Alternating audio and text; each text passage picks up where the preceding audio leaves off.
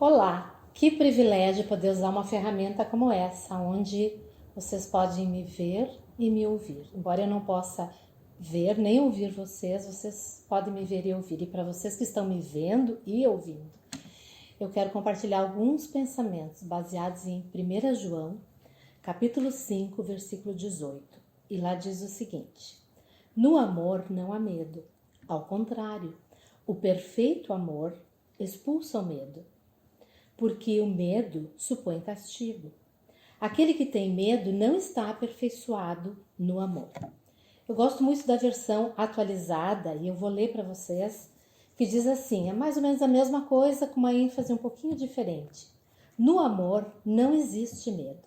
Antes, o perfeito amor lança fora o medo. Ora, o medo produz tormento. Logo, aquele que teme não é aperfeiçoado no amor. Nos dias de hoje nós estamos cercados de muito barulho, muitos gritos, muitas coisas das quais não sabemos o que é e o que não é. Todas essas coisas têm um efeito sobre a nossa vida para nos causar insegurança e medo. Todos nós somos familiarizados com esse sentimento de medo. João sabia o que era sentir medo. Todos nós sabemos o que é sentir medo.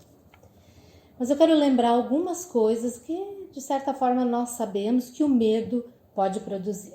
Por exemplo, o medo nos paralisa. O medo tem o poder de nos deixar sem ação. O medo afeta o nosso raciocínio lógico. E dessa forma nós não sabemos muitas vezes como agir em determinadas situações. O medo, ele supõe. O medo antevê coisas. Por exemplo, morte, doenças, recessão, desemprego, etc. O medo produz todo tipo de mal, físico, emocional e espiritual. Alguns dias atrás, uma amiga minha postou um texto onde o autor falava sobre o medo. E ele usa uma narrativa do filme Cavalo de Guerra. Quem não viu ou não sabe da história, ela se passa durante a Primeira Guerra Mundial. E nessa narrativa do filme, 2 garotos foram alistados pelo próprio pai para lutar no fronte alemão. Eram jovens, muito jovens, e eles sentiram medo, muito medo. Eles tinham muito, mas muito medo de morrer. Então eles tomaram a decisão de fugir do acampamento. Só que no dia seguinte a tropa os achou e eles foram sumariamente fuzilados, prática muito comum aos desertores. E aí o autor desse artigo ele coloca uma frase que eu quero compartilhar com vocês. Eu achei muito interessante. Diz que eles morreram por terem medo de morrer. O medo pode causar situações trágicas como esta. Agora João, neste verso, ele traz para nós o antídoto do medo. E ele diz que o perfeito amor lança fora o medo. Que perfeito amor é esse?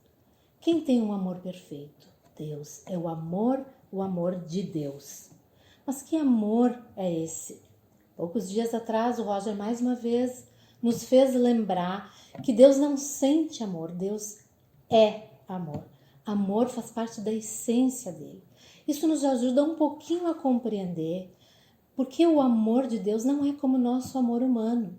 O amor de Deus é incondicional. Deus não põe condições para nos amar. Não importa quem somos e não importa o que nós fazemos. Deus simplesmente nos ama porque Ele é amor. É muito difícil para nós dimensionarmos ou medirmos o amor de Deus. Aqueles que não o conhecem perfeitamente, aqueles que não desfrutaram ainda do amor de Deus, têm uma dificuldade maior ainda. Mas sabe, Romanos 5,8 diz que Deus já provou esse amor. Ele já deu provas para nós. E diz que Deus prova o seu amor para conosco pelo fato de ter Cristo morrido por nós, sendo nós ainda pecadores.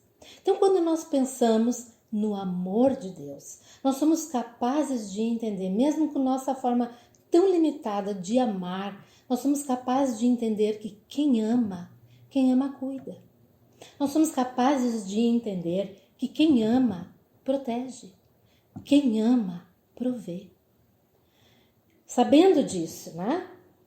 João declara que aquele que está sendo torturado pelo medo não conhece ou não está desfrutando deste amor de Deus, não está permanecendo nele através de Cristo Jesus.